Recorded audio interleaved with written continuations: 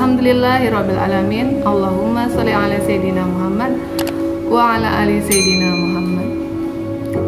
Apa kabar anak-anakku sekalian? Senang sekali rasanya ibu bisa bertemu lagi dengan kalian di acara Tausiah Ramadan MI Mazratul Ulum, kisah teladan Rasulullah SAW.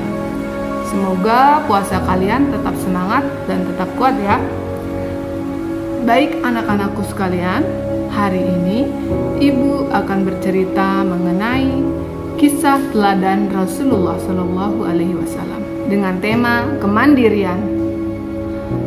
Ini bercerita tentang seorang pengemis. Ternyata sejak zaman dahulu kala pengemis sudah ada loh.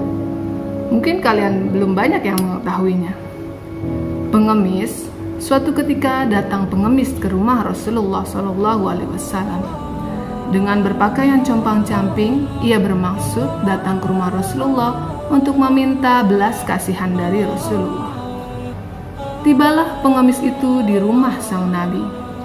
Dengan suara yang lirih, pengemis tersebut mengucapkan salam. Assalamualaikum warahmatullahi wabarakatuh, ya Rasulullah, kata si pengemis di depan rumah Nabi. Nabi Muhammad yang mendengar pun membukakan pintu untuknya dan menjawab salamnya. Waalaikumsalam warahmatullahi wabarakatuh. Nabi Muhammad mempersilahkan pengemis tersebut untuk masuk ke dalam rumah. Pengemis tersebut berkata, "Wahai Rasulullah, aku ini miskin sekali, tidak punya apa-apa. Anak dan istriku di rumah kelaparan karena tidak memiliki makanan. Kasihanilah kami ya Rasulullah, berikanlah kami sedekahmu," kata si pengemis tersebut meminta belas kasihan sang Rasul. Mendengar cerita sang pengemis, maka hati Nabi yang begitu lembut pun terketuk. Beliau pun mengambilkan makanan dan memberikannya pada pengemis tersebut. Hati si pengemis pun menjadi sangat senang. Ia yakin istri dan anaknya akan juga ikut senang karena ia akan pulang membawa makanan. Dalam perjalanan pulang, sang pengemis pun membayangkan bahwa istri dan anaknya akan ikut senang karena makanan yang ia bawa pulang.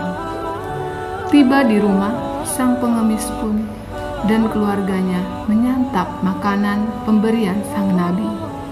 Ia bercerita kepada istrinya, "Istriku, Rasulullah ternyata orang yang sangat mulia. Beliau berhati baik. Dia memberikanku makanan yang begitu banyak."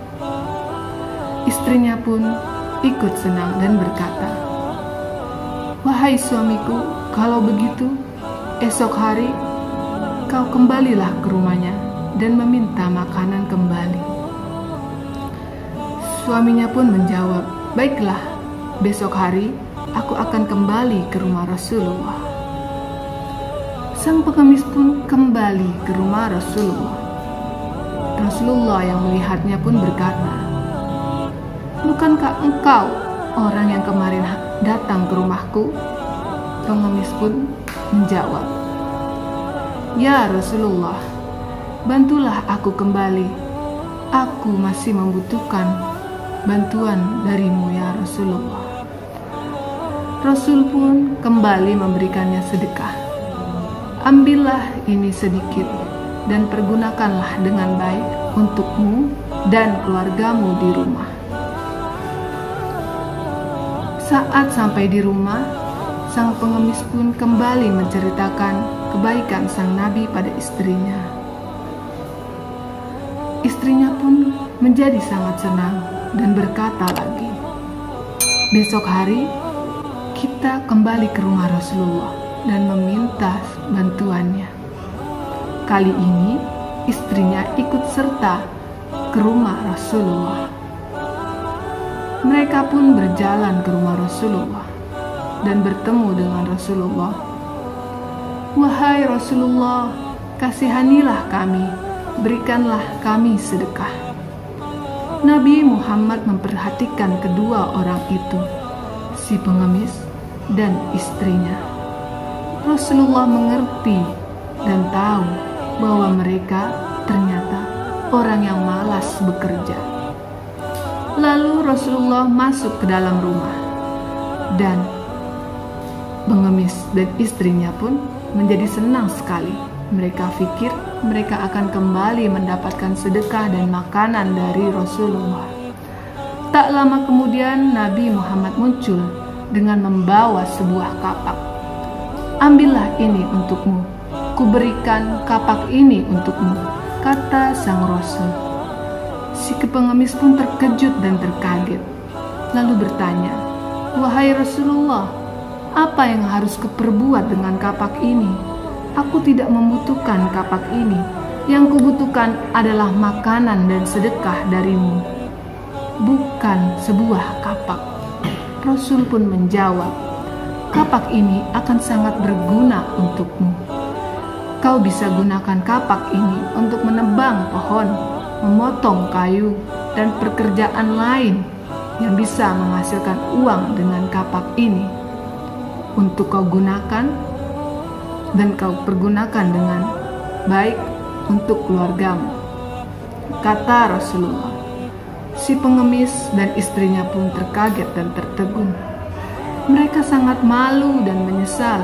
Mereka sadar mencari nafkah dengan mengemis membuat mereka dan keluarganya menjadi hina dan hilang harga diri, karena mereka bergantung kepada belas kasihan orang lain.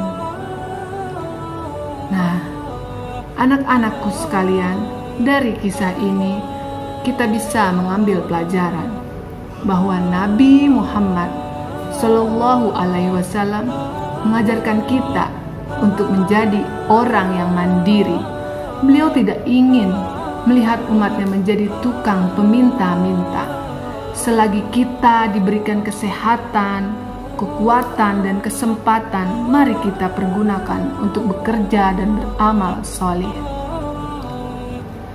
Karena anak-anakku, dengan bersikap mandiri, maka keberuntungan, kebahagiaan akan datang menaungi kita. Yakinlah dengan janji dari Allah Subhanahu wa Ta'ala yang akan menjamin dan mencukupkan rizki setiap hamba-hambanya. Burung, semut saja Allah janjikan dan Allah jamin rizkinya, apalagi kita manusia yang mau berusaha. Karena anak-anakku sekalian, tangan di atas itu lebih baik dari tangan di bawah. Jika hari ini kita termasuk ke dalam golongan orang-orang yang berada di tangan bawah, maka berdoalah pada Allah agar Allah melapangkan dan meluaskan rizki kita, untuk Allah naikkan derajatnya, agar kelak kita bisa menjadi orang-orang yang bermanfaat dan bisa bersedekah membantu saudara-saudara yang membutuhkan. Anak-anakku sekalian, sikap mandiri memiliki banyak keutamaan. Allah memuji hambanya yang fakir namun tetap terhormat dengan tidak meminta-minta. Maka iringilah usaha yang kalian lakukan dengan doa. Semoga Allah dan para malaikat penghuni surga mengabulkan doa dan hajat dari kita semua. Baik, anak-anakku sekalian, cukup sekian tausiah Ramadan kita pada hari ini. Semoga bisa diambil manfaatnya dan bisa menjadikan kita manusia-manusia yang lebih baik di mata Allah Subhanahu wa Ta'ala, dan membuat kita menjadi hamba-hamba Allah yang semakin dicintainya dan menjadi umat Nabi Muhammad yang mendapatkan syafaat di hari akhir nanti. Dari Ibu cukup sekian. Semoga kalian tetap semangat berpuasa, menjalani kegiatan kalian sehari-hari. Wassalamualaikum warahmatullahi wabarakatuh.